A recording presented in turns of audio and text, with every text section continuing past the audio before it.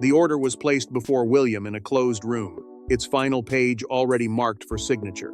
There were no cameras, no speeches, no soft palace explanation waiting outside the door.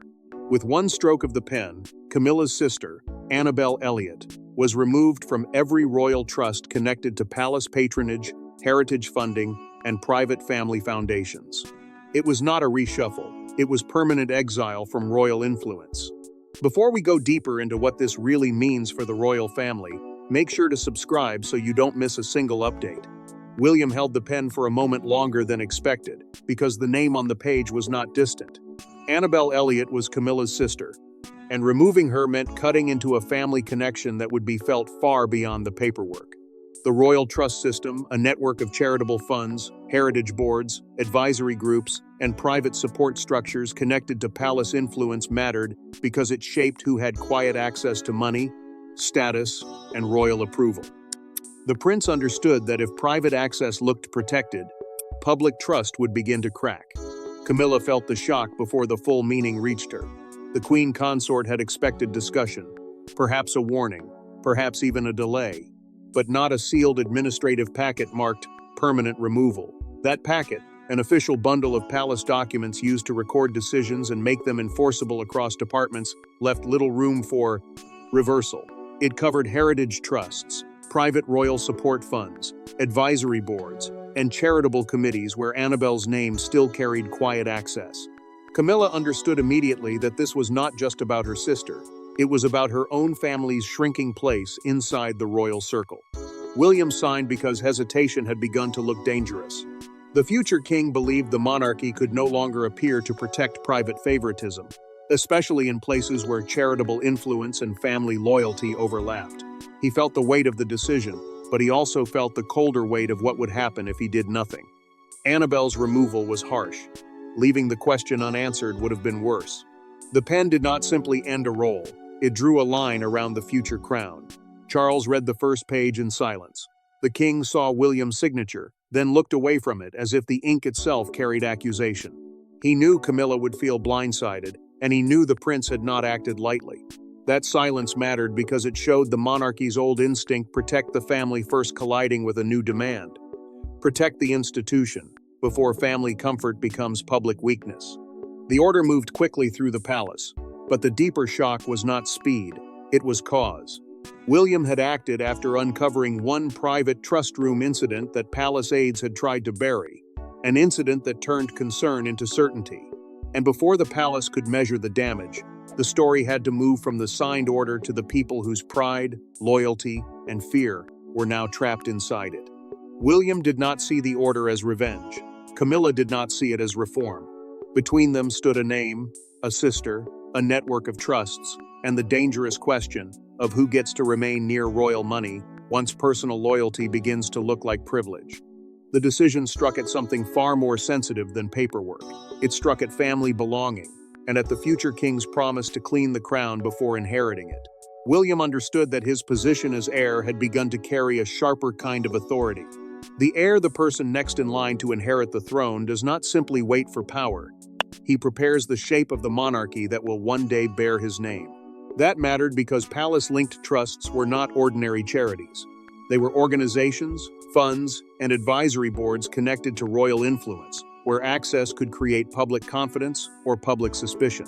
The prince knew that if those spaces looked protected by family comfort, his future reign would begin under a shadow. Camilla saw only the wound at first. Annabel Elliot had long been treated as a familiar presence around selected royal projects, someone close enough to move through certain rooms without causing surprise.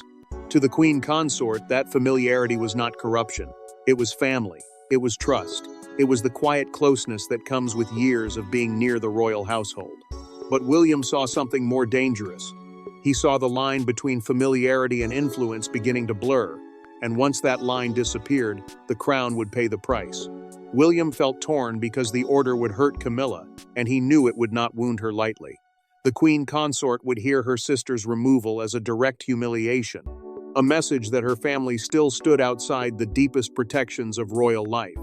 That mattered because Camilla had spent years fighting to turn tolerance into belonging, and now one signature threatened to make her family appear unwanted again.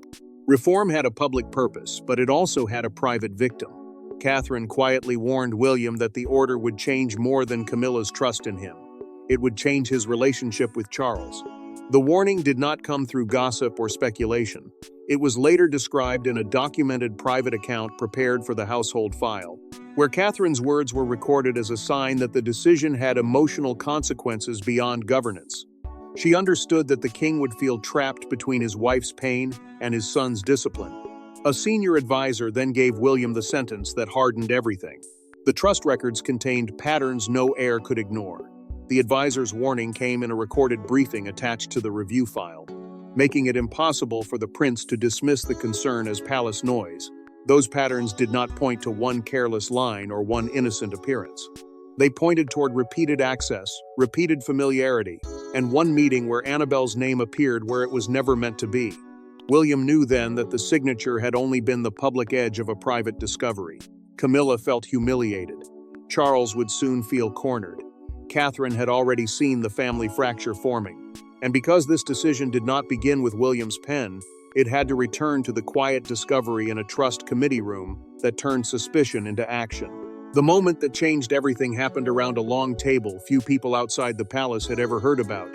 A routine royal trust review was underway when an aide opened the wrong folder and found Annabel Elliot's initials attached to a restricted advisory note. William noticed first. Catherine noticed second. And in that brief silence, everyone understood the line between family presence and institutional access had been crossed.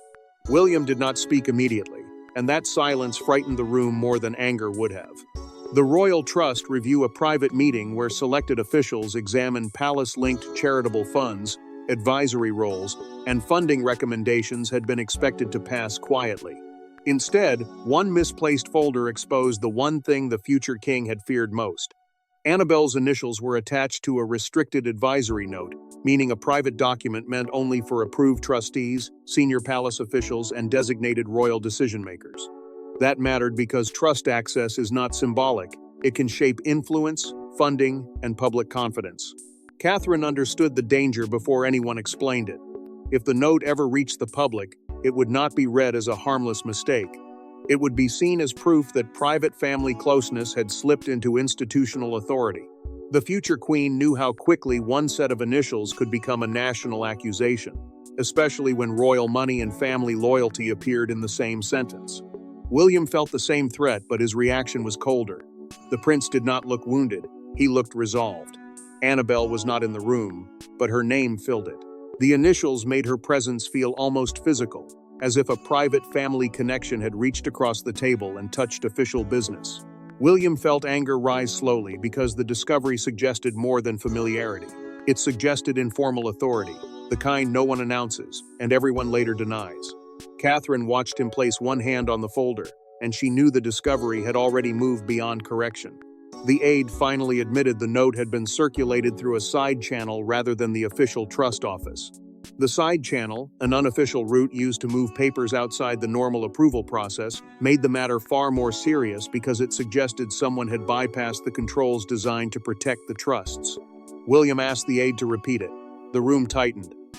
Catherine lowered her gaze, not in fear, but in recognition of what had just been confirmed. William placed the folder flat on the table. The gesture was calm, but it landed like a verdict. He asked for every trust listing Annabel's name to be pulled by morning. Every advisory record, every committee mention, every quiet access point that still connected her to palace-linked influence. Catherine did not interrupt him because she understood that delay would now look like protection. The future king had crossed from concern into action. The room did not recover after that. William had found the trigger. Catherine had seen the risk. The aide had confirmed the side channel. And once those records were gathered, the evidence became too sharp to ignore. Camilla would soon demand answers face to face, and when she finally entered the room to confront William, the order stopped being an internal reform and became a royal family rupture. Camilla did not ask for a briefing, she asked for William. The moment she stepped into the private room, the signed order was already waiting on the table between them. William stood beside it with the controlled calm of a man who had rehearsed every word. Camilla looked at the signature, then at him, and understood that no apology could undo what had already been sealed. Camilla kept her voice low, but the hurt beneath it was unmistakable. The signed order, the formal written command that made Annabel Elliott's removal binding across palace-linked trusts, had changed her sister's position before any family conversation could soften the blow. That mattered because the decision did not only remove a name from paperwork, it made Annabel's past access look questionable, and it made the queen consort feel as if her family had been judged behind closed doors before she could defend them. William did not move away from the table. The future king knew the meeting centered on one dangerous question. Was this a governance decision or a deliberate strike against Camilla's family? Governance meant the rules, oversight, and standards used to keep royal institutions clean and trusted. He insisted that was the heart of the matter. The crown could not survive if private family advantage appeared to sit quietly inside charitable structures. Camilla heard the words, but she felt the wound more strongly than the explanation. Camilla accused him of humiliating her sister to weaken her own position inside the monarchy. The queen consort believed the order had turned Annabel into a warning sign, a public example of what could happen to anyone connected to her bloodline. William answered, without raising his voice. He said the decision protected the crown from the appearance of favoritism, and that appearance alone was dangerous enough to act. The prince sounded calm, but the calm made the refusal harder, not kinder. William then showed her the restricted advisory note. The note, a private document meant only for approved trustees and senior decision-makers, carried Annabel's initials where they should not have appeared, and the future king explained that the issue could no longer be contained quietly. Camilla looked at the page and did not touch it. The queen consort understood that if she dismissed it too quickly, she would seem careless. If she accepted it too easily, she would appear to abandon her sister. Camilla asked whether Charles had approved the order, and the question carried a desperate edge. She needed to know whether the king had allowed this, or whether William had acted beyond him. The prince answered that the responsibility was his. That answer changed the room. It meant he was not hiding behind his father. It meant he was willing to carry the anger himself. It meant the future reign had already begun drawing its own lines. Camilla left wounded and furious, but William stayed where he was for a moment after the door closed. The future king had won nothing that felt like victory.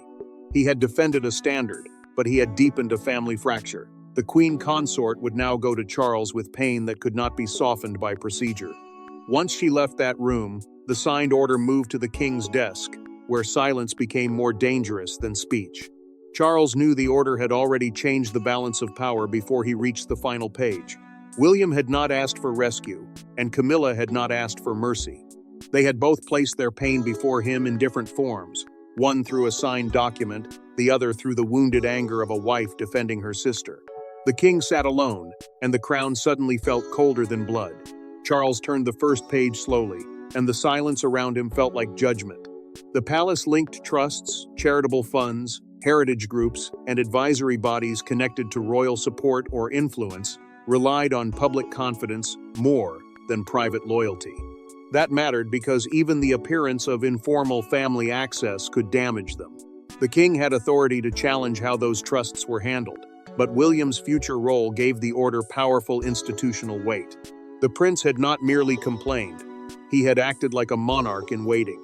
Camilla waited for Charles to intervene, and that waiting became its own kind of wound. The queen consort believed he could question the process, soften the language, or at least delay the order before it hardened into permanent judgment. To her, silence would feel like abandonment.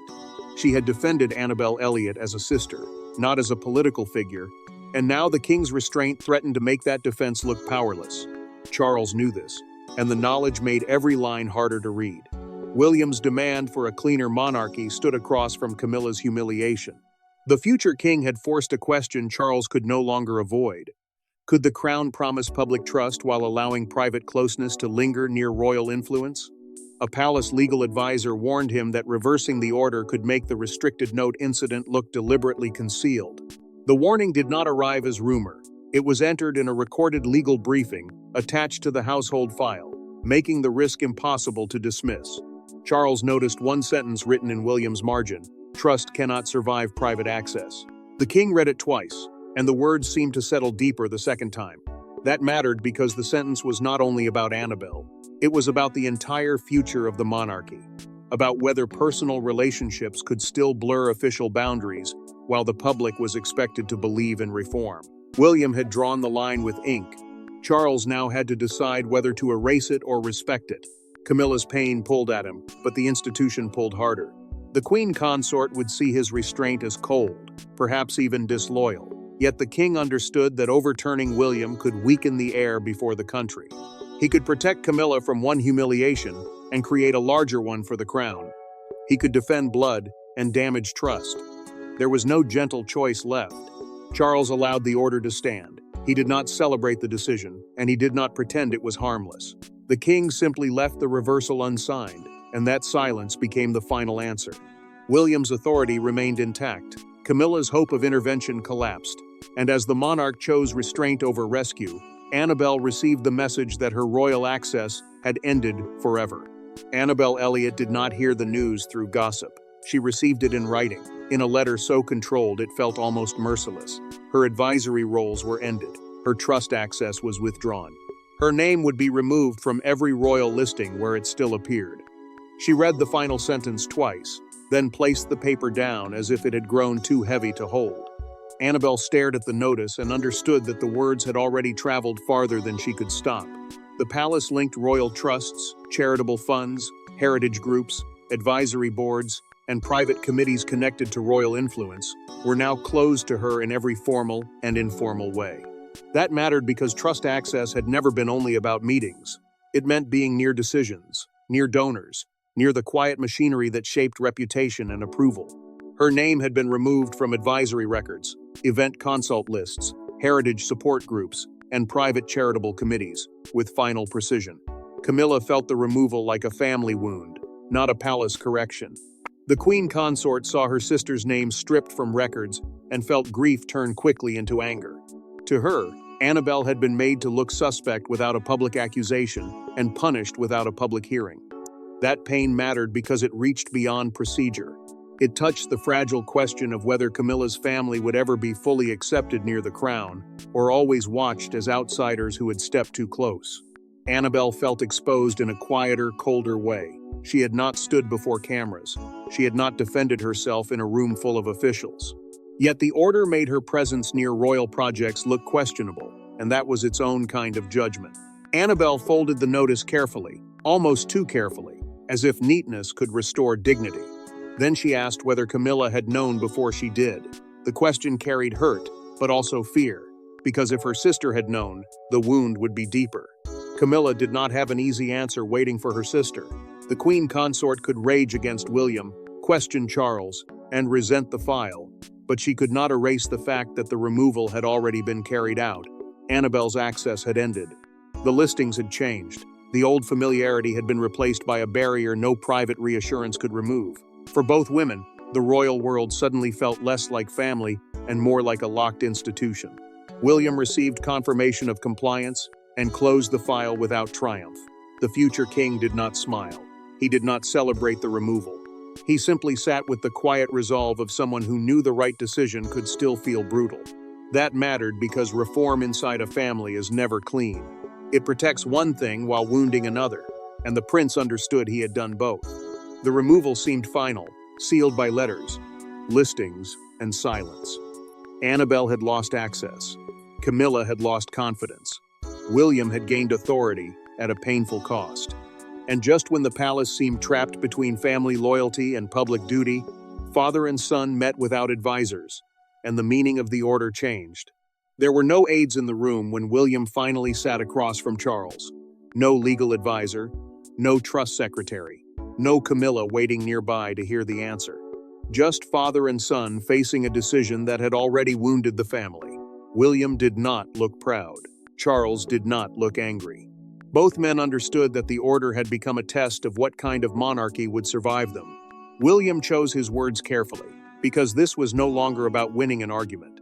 The removal notice, the formal letter confirming that Annabel Elliot's access to palace-linked trusts had ended, had already been issued. But paper could not explain the pain behind it. Charles needed to hear the reason from his son, not from advisors, files, or legal language. The prince explained that royal trusts could not depend on personal familiarity if they wanted lasting public confidence, because trust is the only thing that lets royal influence survive public scrutiny. Charles listened, and the king did not interrupt.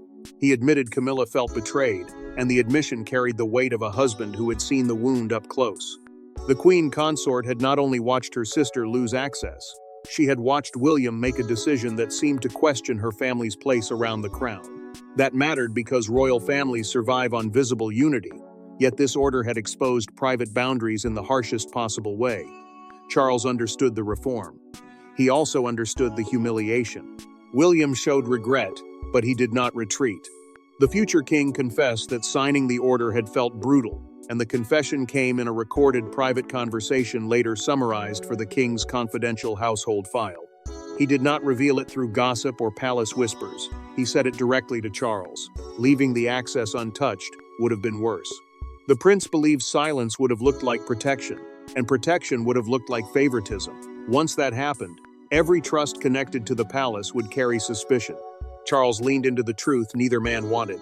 Royal trusts, charitable and heritage-linked bodies connected to royal support, influence, or patronage, depend on clean boundaries because their credibility rests on the belief that decisions are made for service, not family comfort.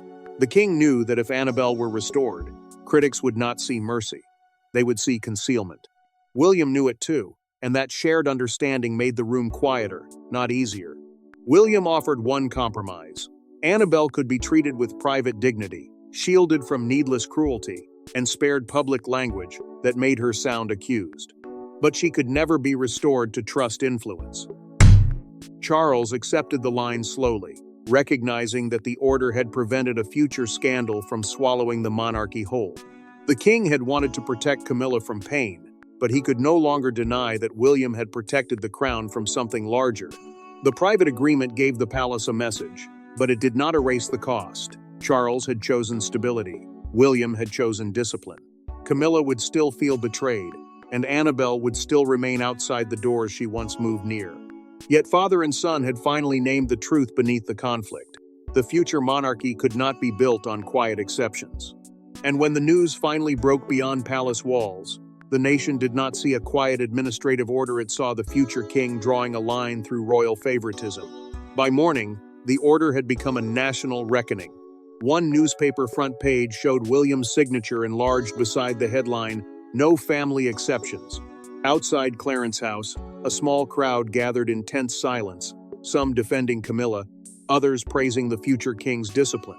One broadcaster framed the story in a sentence that cut through every palace explanation.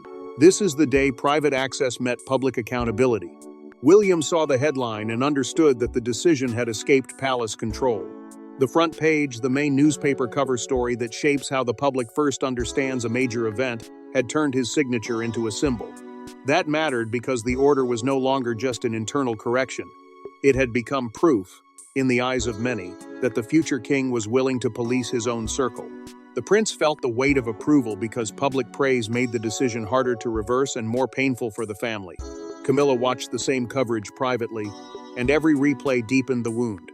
The queen consort saw her sister's removal presented as a stand against royal favoritism, and the word felt like judgment on her bloodline.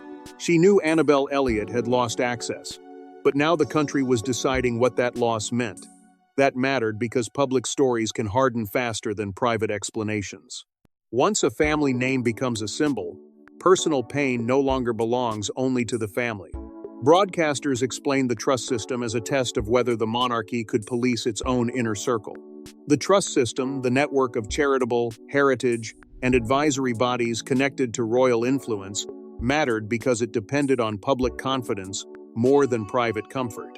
One commentator described the order as the first clean cut of William's future reign, and the phrase spread quickly because it sounded ruthless and responsible at the same time. William heard it repeated in a briefing, and the future king knew praise could become a prison. Clarence House became the public stage for the family wound. The residents long associated with Charles and Camilla's royal life now stood behind a crowd divided between sympathy and reform. A woman outside the gates was recorded in a street interview saying, "He did what kings are afraid to do." Her words carried force because they framed William not as a son causing pain, but as an heir doing what older power avoided. Camilla would hear that sentence differently. To her, it would sound like applause for humiliation.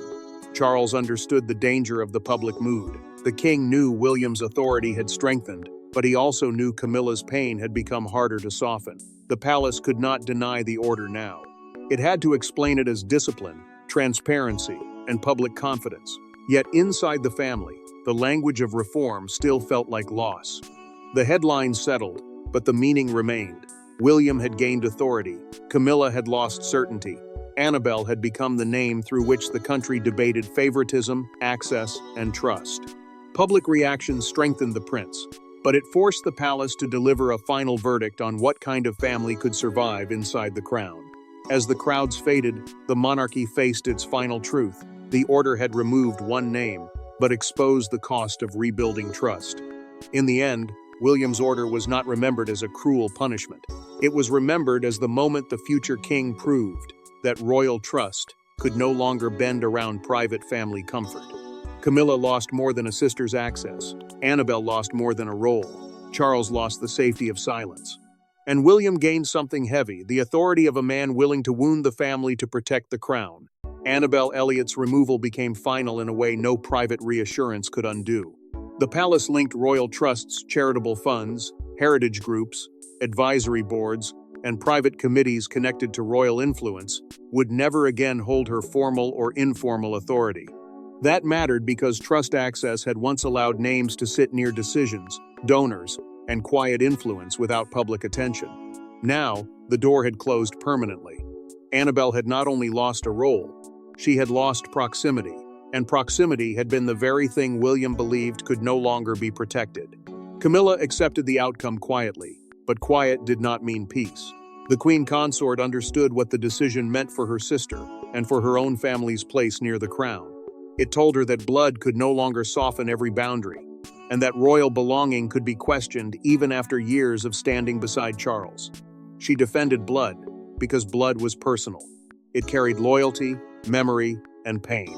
But the future king defended trust because trust belonged to the public, and public trust could not be repaired once it was seen as selective.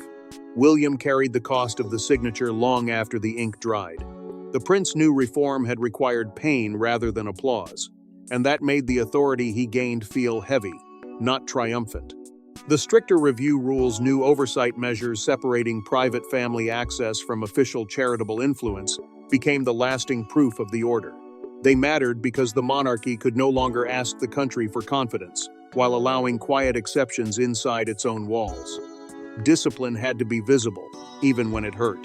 Charles allowed the order to remain because he understood the danger of reversing it. The king knew any retreat would weaken William and damage the monarchy's claim to integrity. Integrity meant the crown could say its standards applied even when the people affected were close, familiar, or beloved.